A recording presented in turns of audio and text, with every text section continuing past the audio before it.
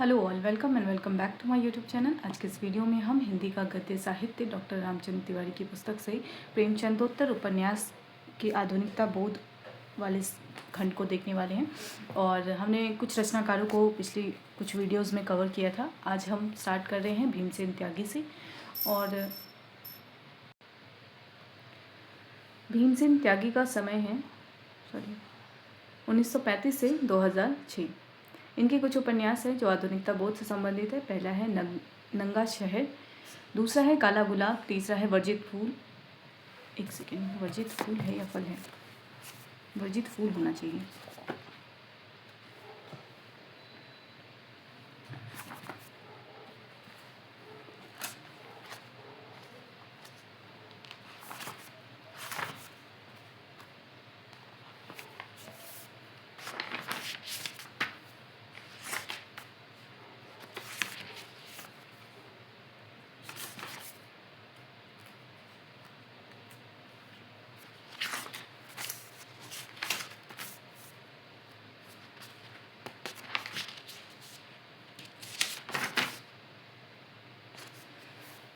वर्जित फल है, ठीक है। और चौथा है ज़मीन। ज़मीन का प्रकाशन वर्ष है 2000, वर्जित फल का प्रकाशन वर्ष है 2003, काला गुलाब का प्रकाशन वर्ष है 1981 और नंगा शहर का प्रकाशन वर्ष है 1977। इनसे संबंधित पहला प्रश्न है, भीमसेन त्यागी का सबसे महत्वपूर्ण उपन्यास कौन सा माना जाता है? सही उत्तर होगा ज़मीन, ठीक है। तो सबसे महत्वपूर्ण उपन्यास इनका कौन सा हो गया है? ये सभी इनके उपन्यास है, लेकिन महत्वपूर्ण अगर देखा जाए तो वो है ज़मीन। अगले रचनाकार हैं गिरिराज किशोर। गिरिराज किशोर का समय है 1936 से 2020, ठीक है। इनके कुछ उपन्यास हैं जो आधुनिकता बोध से संबंधित हैं। उनमें है लोग 1966 प्रकाशन वर्ष, चिड़ियाघर 1968 प्रकाशन वर्ष, यात्राएं 1971 प्रकाशन वर्ष, जुगलबंदी 1973 प्रकाशन वर्ष, 2 1974 प्रकाशन वर्ष, इंद्र सुने 1978 प्रकाशन वर्ष, दावेदार 1979 प्रकाशन वर्ष, यथा प्रस्तावित 1982 प्रकाशन वर्ष, तीसरी सत्ता 1982 प्रकाशन वर्ष, परिशिष्ट 1984 प्रकाशन वर्ष, असलाह 1987 प्रकाशन वर्ष, अंतर्ध्वंस 1990 प्रकाशन वर्ष, ढाई घर 1991 प्रकाशन वर्ष, यातना घर 1997 प्रकाशन वर्ष, पहला गिरमिटिया 1999 प्रकाशन वर्ष, एक आग का दरिया है 2007 प्रकाशन वर्ष, स्वर्णमृग 2012 प्रकाशन वर्ष और बा, ठीक है, बा 2016 प्रकाशन वर्ष और आंजने जयते 2018 प्रकाशन वर्ष। तो ये कुछ उपन्यास गिरिराज किशोर के थे। इनसे संबंधित प्रश्न देख लेते हैं। गिरिराज किशोर के उपन्यास लोग, जिसका प्रकाशन वर्ष 1966 है, इसमें किस वर्ग का द्वंद्व और सुरक्षा चित्रित है? ऑप्शन है दलित वर्ग का, ऑप्शन बी है स्वतंत्रता प्राप्ति के बाद के उन विशिष्ट लोगों जैसे राय साहब का जो नई जनशक्ति से डरते थे, तीसरा है युवा क्रांतिकारियों का, ऑप्शन डी है ग्रामीण कृषकों का। गिरिराज किशोर के उपन्यास लोग में किस वर्ग का द्वंद्व और असुरक्षा चित्रित है? सही उत्तर होगा नई जनशक्ति से, यानी स्वतंत्रता प्राप्ति के बाद उन विशिष्ट लोगों का डर चित्रित है जो नई जनशक्ति से डरते थे। संबंधित तथ्य देख लेते हैं। लोग में स्वतंत्रता प्राप्ति के बाद ठीक बाद के ऐसे विशिष्ट लोगों का चित्रण है जो देश में नई जनशक्ति के उदय होने से अपने को असुरक्षित अनुभव कर रहे थे। ऐसे लोगों के प्रतिनिधि थे राय साहब। लेखक ने राय साहब के द्वंद्व, तनाव, अहंकार और संत्रास का सजीव चित्रण किया है इस उपन्यास में। अगला जो प्रश्न है वो है चिड़ियाघर उपन्यास से। चिड़ियाघर उपन्यास में किस सरकारी संस्थान के भ्रष्टाचार और काले कारनामों का पर्दाफाश किया गया है? सही उत्तर होगा रोजगार दफ्तर, यानी एम्प्लॉयमेंट एक्सचेंज। इस दफ्तर के भ्रष्टाचार का पर्दाफाश किया गया है। संबंधित तथ्य देख लेते हैं। चिड़ियाघर में रोजगार दफ्तर के काले कारनामे का पर्दाफाश किया गया है। सरकारी दफ्तरों की कारगुजारियों और तौर तरीकों का बड़ा ही सजीव चित्रण उपन्यास में मिलता है। स्त्री पुरुष के बीच नए संबंधों की ओर भी लेखक ने संकेत किया है। नारी पात्रों में एक मिसेज रिजवी की दृष्टि में पुरुष नारी की महत्वाकांक्षा की पूर्ति का साधन है। अगला प्रश्न है, गिरिराज किशोर का कौन सा उपन्यास फैंटेसी, यहाँ फैंटेसी होगा, फैंटेसी शैली में लिखा गया है जिसमें देवलोक, मृत्युलोक और परलोक की कल्पना की गई है? ऑप्शन में है दावेदार, ऑप्शन बी है इंद्र सुने, ऑप्शन सी है जुगलबंदी, ऑप्शन डी है यथा प्रस्तावित। गिरिराज किशोर का कौन सा उपन्यास है जो फैंटेसी शैली में लिखा गया है? सही उत्तर होगा इंद्र सुने में। संबंधित तथ्य देख लेते हैं। इंद्र सुने फैंटेसी शैली में लिखा गया है। इसमें देवलोक, मृत्युलोक और परलोक की कल्पना की गई है। देवलोक पूंजीपतियों और सुविधाजीवियों का है, मृत्युलोक गरीबों, दलितों और अशिक्षितों का है, परलोक पश्चिम के पूंजीवादी एवं समृद्ध लोगों का है। परलोक की मदद से देवलोक अपनी सत्ता बनाए हुए हैं, वह मृत्युलोक के प्राणियों का शोषण करता है। अंततः मृत्युलोक के निवासी विद्रोह कर देते हैं, उनके संघर्षनाद से देवलोक की दीवारें ढह जाती हैं। आज का पिछड़ा भारत ही मृत्युलोक है, इसके प्राणियों का विद्रोह नई शक्ति के जागरण का सूचक है। अगला प्रश्न है, परिशिष्ट उपन्यास है। परिशिष्ट उपन्यास का प्रकाशन वर्ष 1984 है। इस उपन्यास का मुख्य विषय क्या है? ऑप्शन है भारतीय गांवों की राजनीति, ऑप्शन बी है आईआईटी जैसे तकनीकी संस्थानों में हरिजन विरोधी वातावरण और उत्पीड़न, ऑप्शन सी है ऐतिहासिक युद्धों का वर्णन, ऑप्शन डी है विदेश यात्रा का संस्मरण। परिशिष्ट उपन्यास का मुख्य विषय है आईआईटी जैसे तकनीकी संस्थानों में हरिजन विरोधी वातावरण और उत्पीड़न। संबंधित तथ्य देख लेते हैं। परिशिष्ट में आईआईटी जैसे तकनीकी शिक्षा संस्थानों में हरिजन विरोधी वातावरण का दर्दनाक चित्र प्रस्तुत किया गया है। अभिजात वर्ग के छात्रों द्वारा उत्पीड़ित हरिजन छात्रों को आत्महत्या के लिए विवश होना पड़ता है। इन संस्थानों में भारतीयता और हिंदी का भी मखौल उड़ाया जाता है। स्वतंत्र भारत का अभिजात वर्ग कितना असंवेदनशील और पाश्चात्य चमक दमक का प्रेमी और प्रशंसक हो गया है, इसका यथार्थ चित्रण उपन्यास की विशिष्टता है। अंत में अन्याय का प्रतिकार करने के लिए अनुकूल जैसा छात्र साहस और शक्ति के साथ उठ खड़ा होता है। वह रास्ते के भय को कांटों की तरह बीन कर फेंक देना चाहता है। यह आशावादी स्वर दलितों में जागृत आत्मविश्वास का प्रतीक है। अगला प्रश्न है अंतर्ध्वंस उपन्यास से। इस उपन्यास में किस आधुनिक समस्या की ओर संकेत किया गया है? ऑप्शन है बेरोजगारी की समस्या, ऑप्शन बी है भारतीय वैज्ञानिकों का विदेश जाकर अपनी जड़ों और संवेदनाओं को भूल जाना, ऑप्शन सी है बढ़ती हुई जनसंख्या, ऑप्शन डी है सांप्रदायिक दंगे।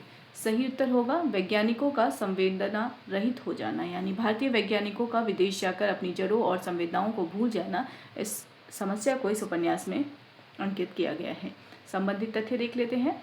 अंतर्ध्वंस में प्रतिभा संपन्न भारतीय वैज्ञानिकों के अमेरिका आदि विकसित देशों में जाने और वहां विज्ञान के संवेदना रहित संसार में रमकर अपने परिवार, समाज और देश को पूरी तरह भूल जाने की त्रासदी का चित्रण है। मानवीय संवेदना से विच्छिन्न वैज्ञानिक प्रौद्योगिकी की उपलब्धियों पर गर्व भले ही कर लें, मनुष्यता से उनका दूर दूर तक कोई रिश्ता नहीं रह जाता है। यह स्थिति पूरी मानवता का अंतर्ध्वस्त करने वाली है। उपन्यास में इसी सत्य की ओर संकेत किया गया है। अगला प्रश्न है गिरिराज किशोर के किस उपन्यास को गांधी जी के दक्षिण अफ्रीका के जीवन संघर्ष पर आधारित माना जाता है? ऑप्शन है ढाई घर, ऑप्शन बी है यातनाघर, ऑप्शन सी है पहला गिरमिटिया, ऑप्शन डी है लोग। सही उत्तर होगा दक्षिण अफ्रीका के जीवन संघर्ष पर आधारित माना जाता है उपन्यास पहला गिरमिटिया। अगला प्रश्न है पहला गिरमिटिया में गांधी जी दक्षिण अफ्रीका कब पहुंचते हैं और किस संस्था की स्थापना करते हैं? ऑप्शन है 1850 सेवाग्राम, ऑप्शन बी है 1893 Natal National Congress, option C है 1915 साबरमती आश्रम, ऑप्शन डी है 1900 स्वराज पार्टी। तो इसका सही उत्तर क्या होगा? 1893 नेटाल नेशनल कांग्रेस की स्थापना करते हैं।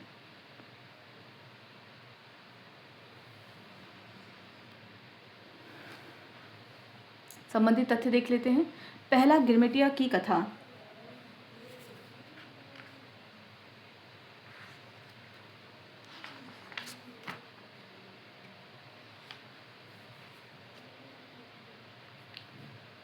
(1894) होगा वहाँ, ठीक है।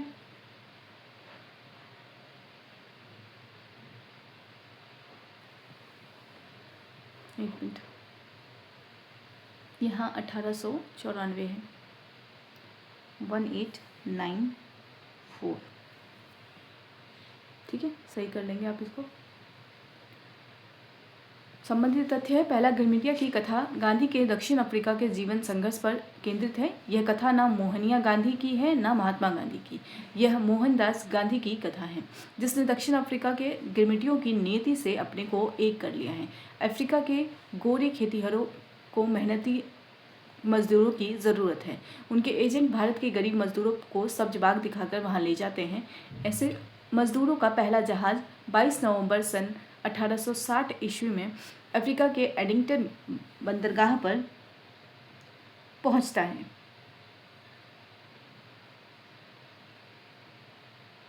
ठीक है, गोरों ने जानवरों की तरह उन्हें खरीदा था। इसके बाद इस तरह के गिरमिटिया मजदूरों की खेपों के पहुंचने का सिलसिला जारी हो गया था।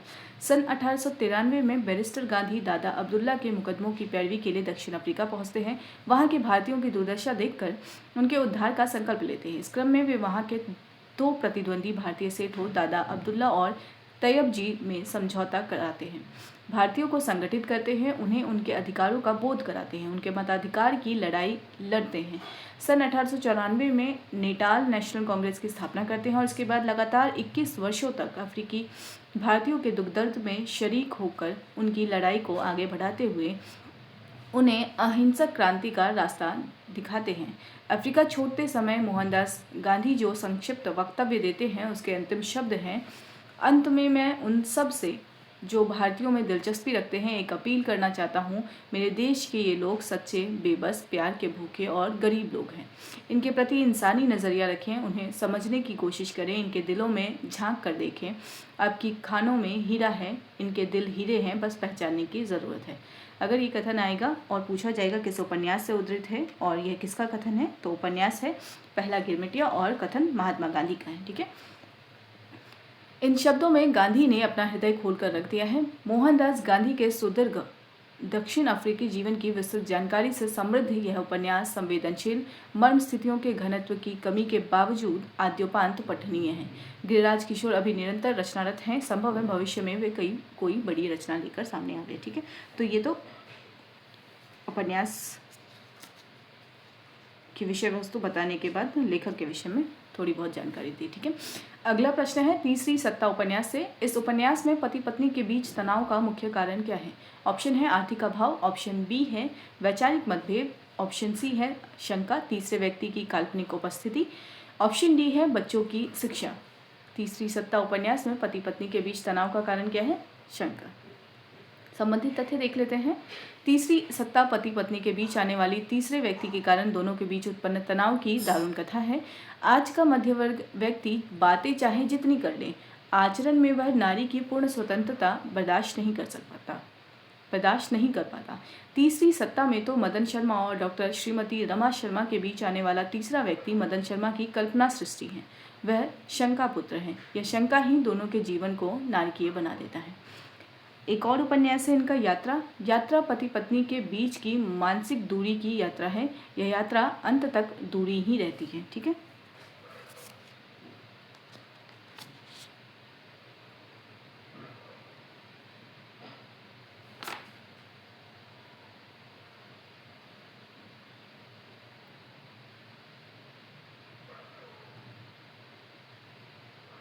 उपन्यास का नाम यात्राएं है इनका। ठीक है, तो यात्राएं उपन्यास जो है उसी की विषय वस्तु है। इसमें पति पत्नी के बीच की मानसिक दूरी को दर्शाया गया है और ये दूरियां इतनी बढ़ जाती हैं कि वो अंत तक अधूरी ही रहती हैं।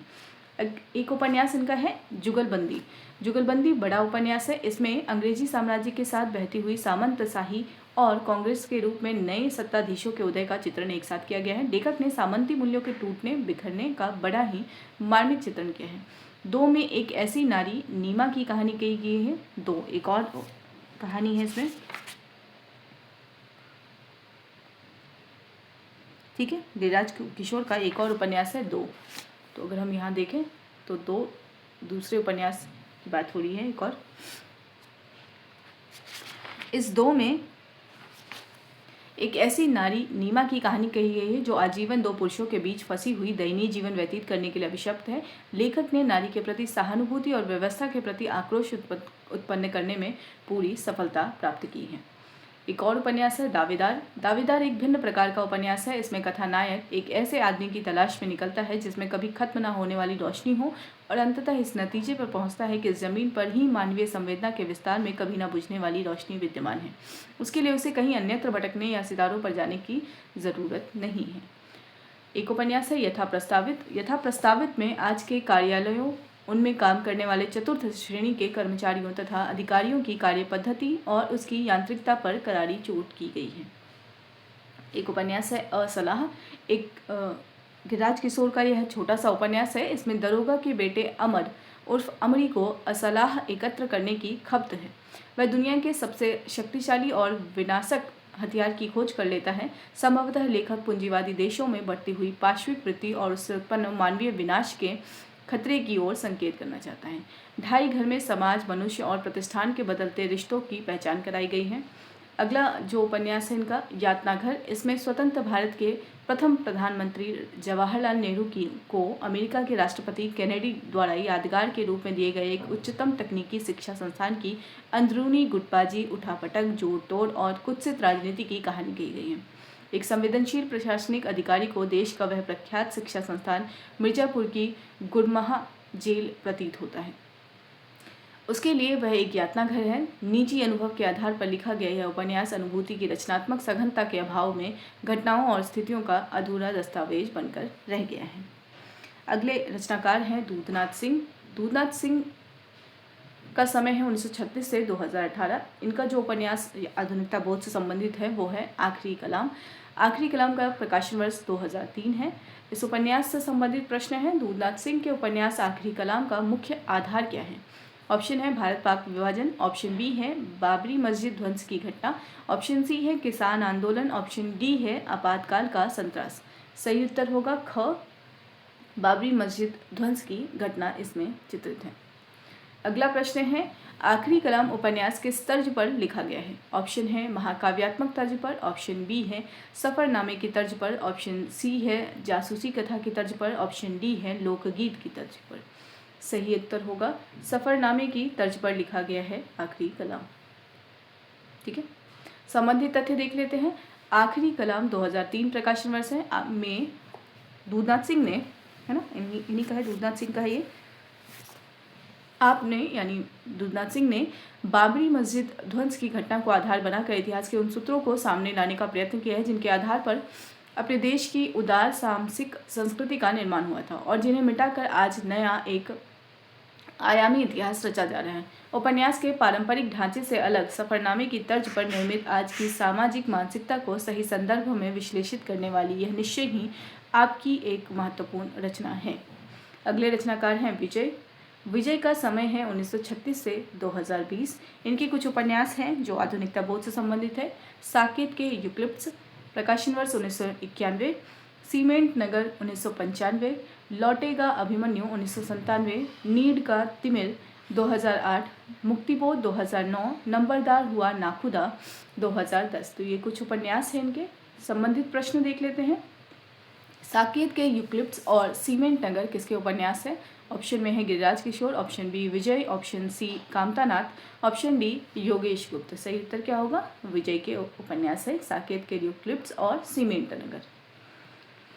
अगले रचनाकार हैं डॉक्टर भगवती प्रसाद मिश्र। इनका समय है 1037 से 2021। इनके कुछ उपन्यास हैं जो आधुनिकता बोध से संबंधित है। वो है मैं भीष्म बोल रहा हूँ, दूसरा है पीताम्बरा, तीसरा है देख कबीरा रोय, चौथा है गोविंद गाथा, पांचवा है पवन पुत्र और छठा है पुरुषोत्तम। संबंधित प्रश्न है, मैं भीष्म बोल रहा हूँ और पुरुषोत्तम उपन्यासों के लेखक कौन है? ऑप्शन है दूधनाथ सिंह, ऑप्शन बी है विजय, ऑप्शन सी है डॉक्टर भगवती प्रसाद मिश्र और ऑप्शन डी है रमेश चंद्र शाह। सही उत्तर होगा डॉक्टर भगवती प्रसाद मिश्र। अगले रचनाकार है रमेश चंद्र शाह। रमेश चंद्र शाह का समय है 1937। ठीक है, इनके कुछ उपन्यास हैं जो आधुनिकता बोध से संबंधित है। पहला है गोबर गणेश, इसका प्रकाशन वर्ष 1978 है। दूसरा है किस्सा गुलाम, प्रकाशन वर्ष 1986। पूर्वा पर 1990 प्रकाशन वर्ष। आखिरी दिन 1992 प्रकाशन वर्ष। पुनर्वास 1995 प्रकाशन वर्ष। आप कहीं नहीं रहते विभूति बाबू 2001 प्रकाशन वर्ष। विनायक 2011 प्रकाशन वर्ष।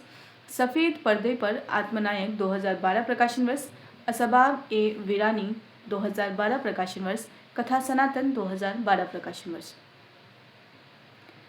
प्रश्न है, रमेश चंद्र शाह के उपन्यास गोबर गणेश का नायक विनायक स्वभाव से कैसा है? ऑप्शन में है अहंकारी और अनपढ़, ऑप्शन बी है प्रतिभा संपन्न, संवेदनशील और गरीब, ऑप्शन सी है एक धनी व्यापारी, ऑप्शन डी है अपराधी प्रवृत्ति का। सही उत्तर क्या होगा?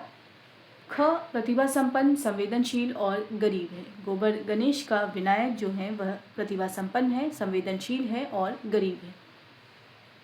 अगला प्रश्न है, गोबर गणेश उपन्यास में विनायक और शांतम के मिलन में कौन बाधक बनता है? ऑप्शन है विनायक का भाई, ऑप्शन बी शांतम का पिता नायर, ऑप्शन सी है जगन काका, ऑप्शन डी है समाज का ठेकेदार। सही उत्तर क्या होगा? शांतम का पिता नायर इसमें बाधक बनता है। संबंधित तथ्य देख लेते हैं। गोबर गणेश में विनायक नामक एक ऐसे व्यक्ति की कहानी कही गई है जो प्रतिभा संपन्न है, संवेदनशील है, परिस्थितियों के विश्लेषण में समर्थ है किंतु गरीब है। यह गरीबी उसे हर मोर्चे पर आगे बढ़ने से रोकती है। विनायक शांतम नामक लड़की से प्रेम करता है। दोनों के मिलन में लड़की का पिता नायर बाधक बनता है। नायर पुत्री में पत्नी को पाने की कोशिश करता है और विनायक तथा शांतम के बीच तीसरे आदमी की भूमिका अदा करता है। वह इतना साधन और शक्ति संपन्न है कि विनायक असहाय हो जाता है। विनायक के अतिरिक्त एक दूसरे पात्र जगन काका को भी लेखक ने पूरी सहानुभूति दी है। जगन काका में सब कुछ है पर वह बेकार है। उसकी यह बेकारी उसे भी जीवन के हर मोर्चे पर असफल कर देती है। पूरे उपन्यास में यह दिखाया गया है कि स्वतंत्रता प्राप्ति के बाद जिस व्यवस्था में आज का युवा वर्ग जी रहा है वह उसे कुंठित, संत्रस्त और पलायनवादी बनाने के अतिरिक्त कुछ सार्थक नहीं दे सकती। पाठक के मन में व्यवस्था के प्रति क्षोभ उत्पन्न होता है, यही इस उपन्यास की उपलब्धि मानी जा सकती है।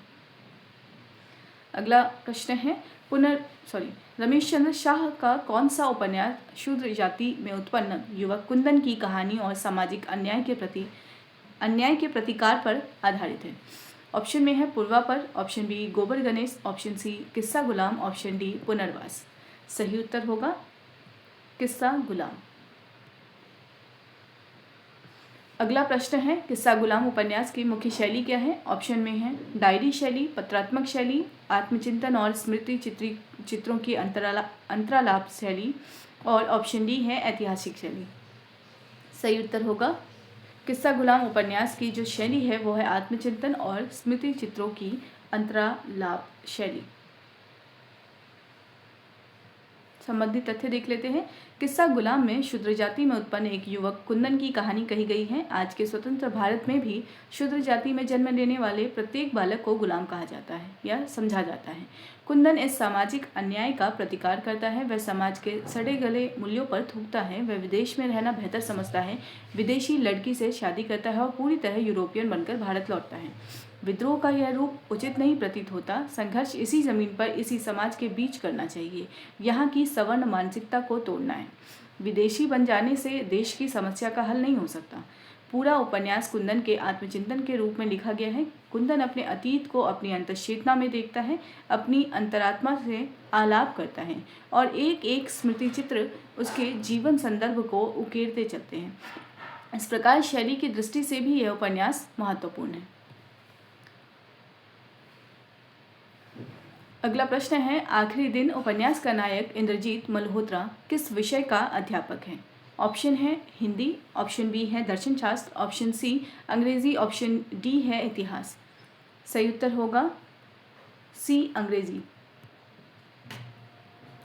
अगला प्रश्न है, आखिरी दिन में इंद्रजीत मल्होत्रा। सही उत्तर होगा अंग्रेजी। अगला प्रश्न है, आखिरी दिन में इंद्रजीत मल्होत्रा किसकी खोज में कश्मीर जाता है? ऑप्शन है अपनी खोई हुई बहन की, ऑप्शन बी है शिवसूत्र के लेखक यानी गुरु के गुरु की, ऑप्शन सी है एक आतंकवादी गिरोह की, ऑप्शन डी है सरकारी खजाने की। आखिरी दिन में इंद्रजीत मल्होत्रा किसकी खोज में कश्मीर जाता है? सही उत्तर होगा शिवसूत्र के लेखक की खोज में वह कश्मीर जाता है। संबंधित तथ्य देख लेते हैं। आखिरी दिन का नायक इंद्रजीत मल्होत्रा जो किसी कॉलेज के में अंग्रेजी का अध्यापक है, शिवसूत्र के लेखक अपने गुरु के भी गुरु की खोज में कश्मीर जाता है।